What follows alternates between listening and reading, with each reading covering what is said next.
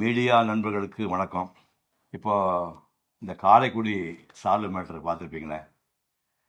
இவர் யாரோ இவரோ இல்லை, என் தம்பி, 50 ஆண்டு கால நண்பர்.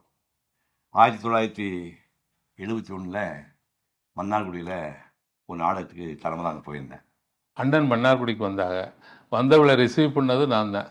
ரிசீவ் பண்ணி நாடக நிகழ்ச்சிகளாக நன்றாக நடைபெற்றது.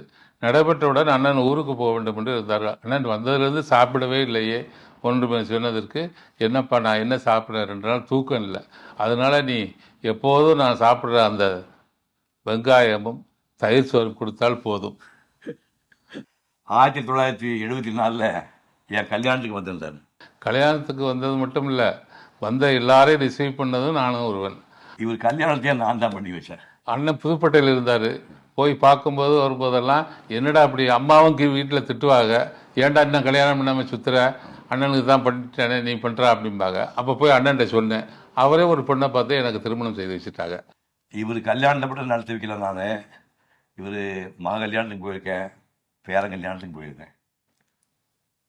கல்யாணத்திற்கு வந்தது மட்டும் இல்லாமல் அவரே டிக்கெட் எடுத்துக்கொண்டு வந்து விடுவார். இந்த காலத்தில் இல்லை, 30 வருடத்திற்கு முன்னாடி இங்கேருந்து திருச்சிக்கு பிளைன் டிக்கெட் எடுத்துக்கொண்டு, அப்பா வந்துட்டேன்டா எங்கடா இருக்கா அப்படின்னு சொல்லி கேட்டுக்கொண்டு வருகிற அளவுக்கு நாங்கள் பாசமுடையவர் என் மீது அவர்.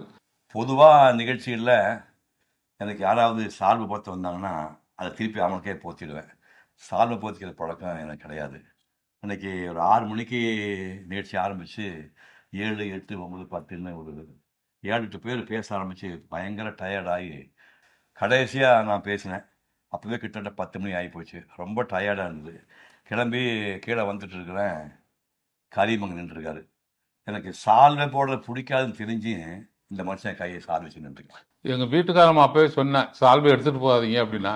நான் சொன்னேன், நம்ம ஊருக்கு வர்றாருமா, முக்கியமான ஆளுகளோட பேச வர்றாரு, பெரிய இடத்துல பேச வர்றாரு அண்ணன் அப்படின்னு சொல்லிட்டு தான் சால்வை எடுத்துகிட்டு போனேன். ஆனால் நான் சால்வை எடுத்துகிட்டு போனதே தப்பு தான். தெரிஞ்சுக்கிட்டே சால்வை கொண்டு வந்தது அவர் பண்ண தப்புன்னா, பொது இடத்துல அந்த சால்வை வாங்கி கீழே போட்டது நான் பண்ணது தப்பு தானே. I feel sorry. அதுக்காக நான் ரொம்ப வருத்தப்படுறேன்.